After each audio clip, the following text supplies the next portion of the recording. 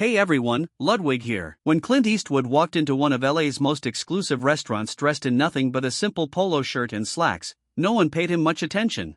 That's when an arrogant waitress made the biggest mistake of her career, trying to humiliate a man she assumed was just some ordinary, out-of-place customer. What she didn't realize was that Clint Eastwood didn't just have a reservation, he owned the entire restaurant. What happened next would go down as one of the most unforgettable lessons in respect the Grand Haven had ever seen. Because, in true Clint Eastwood fashion, he didn't raise his voice or throw a scene, he simply let his actions speak louder than words. It was a lively Friday evening at the Grand Haven, an establishment known for its exclusivity and prestige. The newly renovated space buzzed with the city's elite young tech billionaires in their designer suits, social media influencers artfully arranging their gold leaf-top desserts, and the old money families who had been dining there for decades, keeping their long-standing traditions alive. Among them sat a quiet man in the corner, dressed in an unassuming gray polo shirt and slacks, slowly sipping a whiskey. Most of the veteran staff knew who he was. How could they not? But Clint Eastwood had made it clear when he bought the restaurant 6 months ago, treat him like any other customer. He had no interest in being pampered or given special treatment. To him, the measure of a restaurant's worth was not in how they treated celebrities, but in how they treated the everyday patrons. And that was exactly why he was here, to ensure that those values remained intact. Rachel, the restaurant's newest waitress, didn't know any of this. Fresh out of an elite hospitality school, she had big ambitions. She had spent her evening carefully tending to the influencers and high-profile guests, making sure their every need was met while subtly turning up her nose at those she deemed unworthy of the Grand Haven experience. She had already rolled her eyes at a retired doctor for not wearing the right shoes, and now, she had her sights set on the man in the polo shirt taking up prime real estate in her section. Thomas, the longtime restaurant manager, watched the situation unfold from across the room. He had seen this before. He had seen that look in Rachel's eyes, disdainful, dismissive. But tonight, it was different. Tonight, that arrogance was about to have consequences she couldn't even begin to comprehend. Rachel approached Clint's table, her steps confident, her phone subtly tucked into the pocket of her apron, partially sticking out. Her polished smile did little to mask the irritation in her voice. "Sir, I couldn't help but notice you've been nursing that, well, house whiskey for quite a while now," she said, her tone dripping with false politeness. Clint looked up at her, his calm, steady gaze the same one that had faced down Hollywood executives for decades. "It's a good whiskey," he replied, taking another sip. Rachel's smile twitched. "Perhaps you'd be more comfortable at the bar," she suggested, gesturing toward a group of patrons sipping cocktails.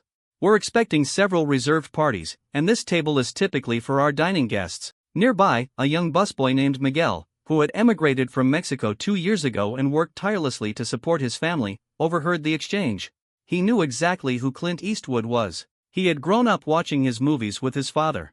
His grip tightened on the tray he was carrying, his instincts screaming at him to intervene. "I'm comfortable here," Clint responded simply, taking another slow sip. Rachel's practiced politeness began to slip. She glanced at her watch, then at a group of young tech executives waiting by the host stand. "Sir, our executive chef prepares a very exclusive menu," she said, her eyes flickering to his casual attire. "And the prices," she paused, letting her meaning hang in the air, "reflect the caliber of our establishment." At the next table, an older couple, regulars of the Grand Haven for over 20 years, shifted uncomfortably. The husband opened his mouth to say something, but his wife gently touched his arm, recognizing the look in Clint's eyes, the same look that had preceded some of cinema's most unforgettable moments. "I'm aware of the prices," Clint said quietly, his voice carrying that familiar gravelly authority. "And the chef's work." Rachel's smile disappeared completely. Her patience was wearing thin. She pulled out her order pad with sharp, irritated movements. "Well then, sir, shall I explain our menu slowly?" The implication was clear. Miguel couldn't take it anymore. He stepped forward, his voice hesitant but firm. "Miss Rachel, maybe I should get Thomas." "Stay out of this," Rachel snapped, barely looking at him. "Go bus tables. That's what you're here for." Clint had watched the entire exchange, his expression unreadable. He set his whiskey down slowly, the movement so deliberate that it commanded more attention than Rachel's raised voice. "In my day," he said softly, one eyebrow slightly raised. "Yes, your day," Rachel cut in, exasperated.